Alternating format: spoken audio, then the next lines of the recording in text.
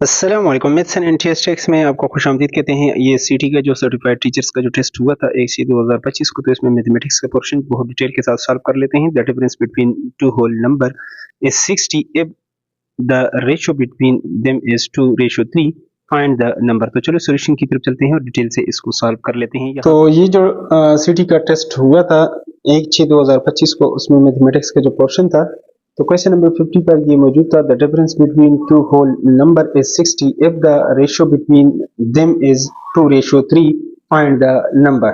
तो चलो सॉल्यूशन को कर लेते हैं स्टार्ट।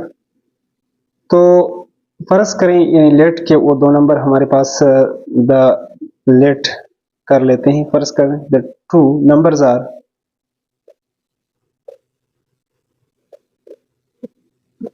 वो दोनों नंबर हमारे पास क्या है। पहले यहाँ पर 2:3 है, तो इसको पहले को हम 2x और दूसरे को क्या ले लेते हैं 3x। अब इसका डिफरेंस ले लेते हैं जिस तरह क्वेश्चंस में इसका बताया गया है। डिफरेंस बिटवीन देम, तो 3x minus 2x equal to, और आंसर कितना आ रहा है हमारे पास is 60 according to the questions. तो यहाँ पर x इक्वल टू हमारे पास कितना होना चाहिए। तो फर्स्ट नंबर आपके पास यहाँ पर क्या होना चाहिए। अगर 3x आप ले लें तो 3 मल्टीप्लाई बाई इसको 60 आप करेंगे, तो यहाँ पर ये 180 आ जाएगा। और सेकंड नंबर आपके पास क्या आ जाएगा, वो होता 2x equal to 2 multiply by 60, तो ये हमारे पास कितना हो जाएगा 60 गुने 120। तो ये हमारे पास 180 और 120 ये आपके पास हो जाएगा 180 एंड 120 दोनों नंबर ये आपके पास आ रहे हैं।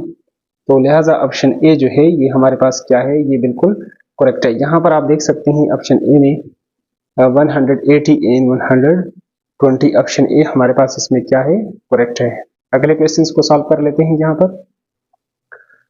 तो क्वेश्चन नंबर 51 पर ये क्वेश्चन मौजूद था। How many significant figures are there in the number 9000, और लास्ट में आपके पास ये डेसिमल, अगर डेसिमल हो तो फिर क्या होगा, डेसिमल न हो तो इसके मुख्तलिफ रूल्स क्या होंगे सिग्निफिकेंट फिगर के कंप्लीट रूल। तो चलो वो आपके साथ इस वीडियो में सारे शेयर कर लेते हैं। तो एक क्वेश्चन ये भी था कि how many significant figures are there in the number 9000, यहाँ पर लास्ट में आपके पास अगर डेसिमल है या नहीं है, तो यहाँ पर हम डिटेल के साथ सिग्निफिकेंट फिगर की जो है वो बात करेंगे, ताकि अगले किसी भी टेस्ट में इसका एमसीक्यूज आए तो अच्छी तरीके से आपसे क्लियर हो।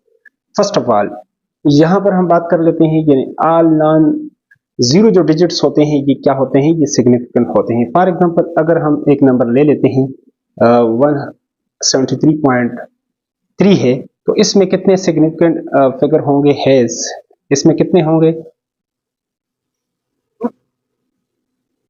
फिगर। यहां पर ये सारे जो है आपके पास अगर ये नॉन जीरो हैं तो ये चारों होंगे 1 2 3 4। यहां पर ये significant number of significant figures कितने होंगे, ये 4 होंगे इस केस में। और यहां पर zero at the start of a numbers are never significant. यहाँ पर अगर ऐसा है कोई नंबर 0.0897 है, तो इसमें आपके पास कितने सिग्निफिकेंट फिगर होंगे, इस चीज को आपने जहन में रखना है। ये दूसरा इसका ये पॉइंट है। तो जिस तरह आपको बताया है कि zero at the start of numbers are never significant, तो यहाँ पर अगर शुरू में एक डेसिमल नंबर्स है, शुरू में आपके पास यहाँ पर जीरो आ रहे हैं या इससे पहले, तो ये आपके पास क्या होते हैं, सिग्निफिकेंट नहीं होंगे। तो 1 2 3 इस केस में आपके पास कितने होंगे, 3 होंगे। अगला एक और पॉइंट यहाँ पर हम डिस्कस कर लेते हैं, zeros that are within any two non zero digits are significant। यानी फॉर एग्जांपल अगर इस तरह का अगर दरमियान में आ जाए हमारे पास, यानी जीरो नॉन जीरो डिजिट्स जो हैं उसके दरमियान में, ये नॉन जीरो डिजिट है यानी जीरो तो नहीं है, ये भी जीरो नहीं है, तो इसके दरमियान में आ जाए, तो इस केस में ये आपके पास जो जीरो होगा ये सिग्निफिकेंट होगा 1 2 3 4 5। तो इस केस में आपके पास कितने हो गए, 5। आगे एक और पॉइंट को हम डिस्कस कर लेते हैं। यहाँ पर इसको तो हमने कर लिया। यहाँ पर 0 at the end of a numbers after the decimal points are significant। For example अगर आपके पास ऐसा हो जाए, एक डेसिमल नंबर है और इसके आखिर में आपके पास 0 आ रहे हैं इस तरह, ठीक है, तो यहाँ पर नंबर ऑफ सिग्निफिकेंट फिगर कितने होंगे? तो यहाँ पर शुरू में तो ये नहीं थे, लेकिन यहाँ पर ये होंगे। तो इसको आप यहाँ पर इसकी अगर गिनती आप कर लेते हैं यहाँ पर, तो कितने होने चाहिए? 1 2 3 4 5। ये आपके पास इस केस में 5 सिग्निफिकेंट फिगर। आगे एक और केस हम डिस्कस कर लेते हैं। zeros at the end of a whole numbers are not significant। For example अगर ऐसा कोई नंबर हम यहां पर ले लेते हैं, यहां पर ऐसा, तो इसमें कितने सिग्निफिकेंट? ये अब अगर होल नंबर है आपके पास, यानी डेसिमल नहीं है, ठीक है, एंड पर इस तरह का नंबर है, यानी zeros at the end of a whole number, एक होल नंबर है और उसके बाद जो है वो सारे जीरोस हैं, तो ये सिग्निफिकेंट नहीं होंगे। यहां पर नंबर ऑफ सिग्निफिकेंट फिगर कितना होगा? 1 होगा। लेकिन इससे पहले हम एक और बात जो है वो कर चुके हैं, वो क्या है?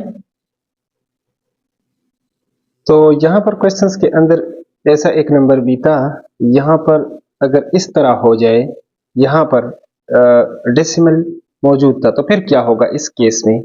तो ये 0 आपके पास क्या होंगे? ये सिग्निफिकेंट होंगे यहां पर। तो 1 2 3 4। और एक और केस बता दूं, अगर इस तरह हो जाए यहां पर, तो अब कितने आपके पास सिग्निफिकेंट फिगर होंगे? तो इस सब को आप गिन लें यहां पर डेसिमल पॉइंट के बाद, यानी 1 2 3 4 5 6। तो अब आपके पास कितने हो गए? 6। ये तकरीबन आपके पास जितने भी रूल्स थे सिग्निफिकेंट के, ये आपके पास हो चुके हैं। तो इसमें हमारे पास जो करेक्ट आंसर था, क्योंकि क्वेश्चंस में इस तरह का पॉइंट मौजूद था, अगर इस पॉइंट को आपने नहीं देखा तो फिर तो ठीक है, आपके पास 1 है इसका आंसर। लेकिन अगर ये डेसिमल पॉइंट मौजूद है, तो ये आपके पास कितने हैं? 1 2 3 4। तो ये आपके पास इस केस में ऑप्शन ए हमारे पास क्या रहेगा? ये बिल्कुल करेक्ट रहेगा। अगले क्वेश्चंस की तरफ चलते हैं और उसको भी डिटेल के साथ सॉल्व कर लेते हैं। तो क्वेश्चन नंबर 52 पर ये क्वेश्चन मौजूद था। The mark price of a photocopiers machine is Rs72,000। The machine was sold at 5% discount. The shopkeepers still earn a profit of 14%। Find the cost price. ये बस दोस्त कह रहे हैं कि क्वेश्चंस का आंसर जो है यहाँ पर नहीं था, गलत था या जो भी था। तो चलो इसको मतलब डिटेल के साथ सॉल्व कर लेते हैं कि ठीक था, इसका सोल्यूशन मौजूद था या नहीं। तो इस क्वेश्चंस को डिटेल के साथ आपने देखना है, क्योंकि बहुत सारे दोस्तों ने मैसेज किए थे कि ये क्वेश्चंस इसका आंसर जो है ये बुक में गलत है। तो चलो इसको हम अब जस्टिफाई करेंगे कि बुक में इसका आंसर गलत है या यहाँ पर इसका आंसर मौजूद था या नहीं था। फिर ईटा को आपको मैसेज करना चाहिए या नहीं करना चाहिए। तो चलो यहाँ से बात कर लेते हैं। The mark price of photocopier machine is this. यहाँ पर जो मार्क जो प्राइस है वो गिवन है, वो है 72,000। और इसी तरह the machine was sold at a 5% discount. Discount percent आपके पास कितना है? डिस्काउंट वो आपके पास परसेंट इक्वल टू 5% है। The shopkeeper still earn profit. अब यहाँ पर जो प्रॉफिट है वो कितना है? वो है 14%। Find the cost price. तो कॉस्ट प्राइस को आपने निकालना है यहाँ पर। तो जैसा कि आप जानते हैं कि डिस्काउंट परसेंट आपके पास किसके इक्वल होता है? Discount percent equal to discount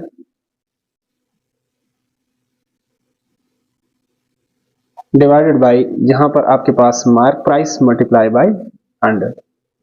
तो इसको चलो हम यहां पर मल्टीप्लाई करके देख लेते हैं। डिस्काउंट परसेंट ये आपके पास कितना है? 5 है, और डिस्काउंट आपके पास नहीं है, और मार्क प्राइस आपके पास 72,000 है, मल्टीप्लाई बाय 100। ये दो जीरो तो इसके साथ आप कैंसिल कर लें, इसको क्रॉस मल्टीप्लाई करेंगे तो 5 मल्टीप्लाई बाय 720 आप कर लें, तो ये आपके पास आ जाएगा डिस्काउंट। कितना आ गया? 5 जीरोस आर 0 और 5 2 आर 10, 1 7 5 35 और 1 36। ये आपके पास आ गया डिस्काउंट। जब आपके पास डिस्काउंट आ जाए तो यहाँ से आप कास्ट प्राइस जो है शॉर्टकट फार्मूले से किस तरह आप निकाल सकते हैं। तो सेलिंग प्राइस किस तरह से आप निकालेंगे। सेलिंग प्राइस आपके पास यहाँ पर आपके पास जो मार्क प्राइस है माइनस आपके पास डिस्काउंट। पहले तो आप यहाँ पर सेलिंग प्राइस निकाल लेंगे, तो selling price equal to mark price आपके पास 72,000 है माइनस डिस्काउंट आपके पास 3600 है, और इससे आप ये निकालेंगे तो यहाँ पर आपके पास जो सॉल्यूशन आ जाएगा 68,400। और जब ये आ जाए आपके पास सेलिंग प्राइस आ जाए तो आप किस तरीके से निकाल सकते हैं यहाँ पर कास्ट प्राइस को। और जब आपके पास यहाँ पर प्रॉफिट भी गिवन हो तो यहाँ पर कास्ट प्राइस निकालने के, या अगर लॉस गिवन हो तो फिर माइनस होगा, और यहाँ पर कास्ट प्राइस इक्वल टू, और ये अगर इस तरह सेलिंग प्राइस गिवन हो, सेलिंग प्राइस डिवाइडेड बाय आपके पास 100 प्लस प्रॉफिट मल्टीप्लाई बाय 100। तो सेलिंग प्राइस आपके पास कितना है 68,400 डिवाइडेड बाय 100, और प्लस प्रॉफिट आपके पास कितना है 14, और यहाँ पर इसको हम 100 के साथ यहाँ पर मल्टीप्लाई कर लेते हैं। तो यहाँ पर 68,400 ये 114 हो जाएगा, और इसको 100 के साथ, तो 2 जीरो इसके साथ लगा दें 114 पर, इसको आप तकसीम करेंगे तो हमारे पास सोल्यूशन आ जाएगा यहाँ पर 60,000। तो ये हमारे पास क्या हो जाएगा, इसका सोल्यूशन, यानी कास्ट प्राइस निकालना था। और कास्ट प्राइस आपके पास यहाँ पर गिवन है, गिवन ऑप्शन में। तो यहाँ पर ऑप्शन ए जो है ये आपके पास बिल्कुल करेक्ट है, ये गलत नहीं है। बाद दोस्तों ने कहा कि ये गलत है, लेकिन ये गलत नहीं है। तो क्वेश्चन नंबर यहाँ पर 53 पर मौजूद है, the probability of any event is a value that is between 1 to 0, 0 into 0.5, 0.5 and 1, 0 and 1। यहाँ पर टोटल प्रोबेबिलिटी पर थोड़ी सी डिटेल के साथ यहाँ पर हम बात कर लेते हैं, और डिटेल से इस एमसीक्यूज को सॉल्व कर लेते हैं, प्रूव कर लेते हैं। तो यहाँ पर टेस्ट में एक क्वेश्चन ये भी मौजूद था कि the probability of any event is a value that is between 1 and 1, 0 and 0.5, 0.5 and 1, 0 and 1। तो यहाँ पर इसको अच्छे तरीके से आपने समझना है। तो यहाँ पर हम एक एग्जांपल से इसको प्रूव कर लेते हैं। यहाँ पर देखिए, जब एक पेयर कॉइन को आप टॉस कर लेते हैं तो आपके पास क्या आएगा, हेड या टेल आएगा। तो यहाँ पर जो सैंपल स्पेस इसके लिए बनेगा यानी हेड और हमारे पास टेल का, यानी ये दो पॉसिबिलिटीज हैं कि टोटल जो सैंपल स्पेस आपके पास बनेगा या हेड आएगा या टेल आएगा। जब इसको आप यहाँ पर टास्क करेंगे 50%, यानी अब यहाँ पर प्रोबेबिलिटी जो होती है आपके पास favourable outcomes divided by total, यानी जो सैंपल स्पेस होता है टोटल आउटकम्स आपके पास होते हैं। तो यहाँ पर प्रोबेबिलिटी अगर हम निकालें हेड के लिए यहाँ पर, तो यहाँ पर आपके पास इसकी प्रोबेबिलिटी यानी 50% होगी। जब एक पेयर कॉइन को आप टास्क करेंगे, बायस्ड ना हो, यानी पेयर हो बिल्कुल, कहीं से टेढ़ा मेढ़ा इधर उधर ना हो, बिल्कुल क्लियर हो, तो यहाँ पर इसकी हेड की प्रोबेबिलिटी यानी 50% है। 50% को 1/2 आप लिख सकते हैं या 0.5 आप लिख सकते हैं। इसी तरह यहाँ पर प्रोबेबिलिटी ऑफ टेल, उसकी जो प्रोबेबिलिटी है वो भी आपके पास 1/2 है, तो वो 0.5। अब प्रोबेबिलिटी कहाँ से स्टार्ट होगी, अब 0.5 से या 0 से। अब ये आपके पास जो टोटल प्रोबेबिलिटी यानी less than or equal to जो आपके पास प्रोबेबिलिटी है, आर यहाँ पर less than or equal to 1, इस तरह आप इसको लिख लें। क्योंकि प्रोबेबिलिटी यहाँ से अगर इसको रीड करें तो ये आपके पास greater than or equal to 0 and मतलब less than or equal to 1 कैसे होगी। अब ये 0 कैसे आपके पास प्रोबेबिलिटी आएगी। अब आप कहेंगे ऐसे जो है वो प्रोबेबिलिटी निकालें कि हेड भी आए टेल भी आए, यानी आपके पास हेड और टेल दोनों की प्रोबेबिलिटी अगर आप निकालेंगे, इस केस में प्रोबेबिलिटी आप यानी यहाँ पर हेड भी निकालते हैं कि हेड भी आए टेल भी आए, एक साथ दोनों आ जाए, तो ये इस तरह यानी ये जो आउटकम्स है ये नॉट पॉसिबल, ये आपके पास अकर नहीं करता। इसकी प्रोबेबिलिटी आपके पास क्या होती है, 0। तो यहाँ से एक बात आप अब टोटल प्रोबेबिलिटी को हम प्लस कर लेते हैं। प्रोबेबिलिटी आप यहाँ पर हेड, प्रोबेबिलिटी आप यहाँ पर टेल, इन दोनों को, तो ये 1/2 प्लस 1/2, तो टोटल प्रोबेबिलिटी आपके पास इस केस में अगर एलसीएम आप लेंगे 2 तो 1 + 1, ये भी 2, तो 2/2 ये आपके पास 1। तो अगर इसी तरह ये एक डाइस को अगर आप रोल करते हैं तो उसमें जितने आपके पास पॉसिबल आउटकम्स उसकी प्रोबेबिलिटी आप प्लस करेंगे तो टोटल प्रोबेबिलिटी तो 1 आएगी, 1 से कभी एक्सीड कर ही नहीं सकती। और 0 से ये स्टार्ट इसलिए होती है, यहाँ पर इससे पहले एग्जांपल में यानी आपको दे चुका हूं कि उसकी यानी उस इवेंट्स की प्रोबेबिलिटी जो अकर न कर सके तो उसकी हमारे पास क्या होती है, 0 होती है। और इससे आगे जो है 50% यानी 0.5 होगी, आगे जो भी, तो ये जो रेंज होगा ये 0 से 1 के दरमियान में होगा।